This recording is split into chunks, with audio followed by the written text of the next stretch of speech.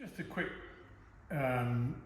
thought that you might like to see the beginning of the sculpture. So this is part of a creation that the fish is part of.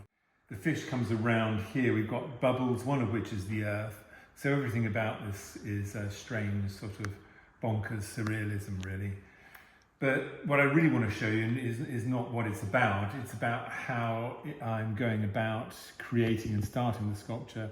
So a really carefully constructed scale armature is set up exactly the size that I wanted. In this particular case, it's times 1.38 from my measurement chart. So I use these charts to get perfect proportion on a human being, and I use my proportional calipers to give me the measurement. So I'd set my proportional calipers to 1.38, which will be about there. So now when I take a measurement, say I want to know from the back to the bottom to the knee, like so, that measurement now will be on the other side.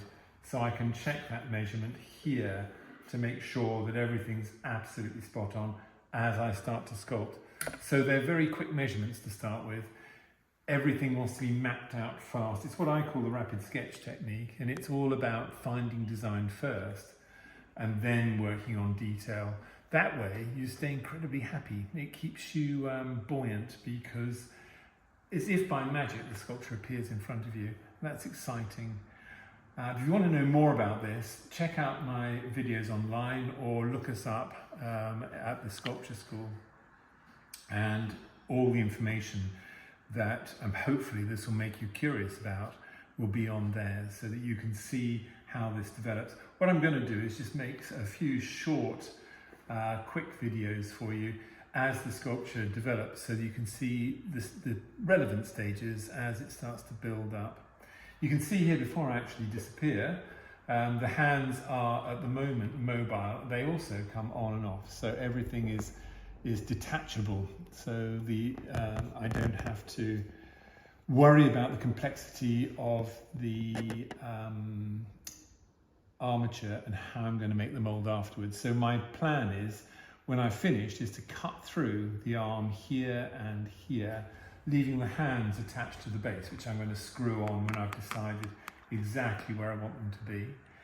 And that way I can take the arm away from the sculpture, giving me a nice, very, very simple two-piece mold. And it's looking for two-piece molds that you really want to do all the time. So keep everything simple. Doesn't matter how complex it is by the time it's finished. This will be very complex by the time it's finished. There's a little cat that sits here. He's a very pissed off cat, looking angry, sitting there. And then we've got the fish coming around here. And then we've got this edifice that she's sitting on, plus these representational bubbles that are rising up from the sea, from the base of the sculpture here. So I'll keep you updated as we go on, and so you can see how the whole thing develops, and give you a few tips along the way.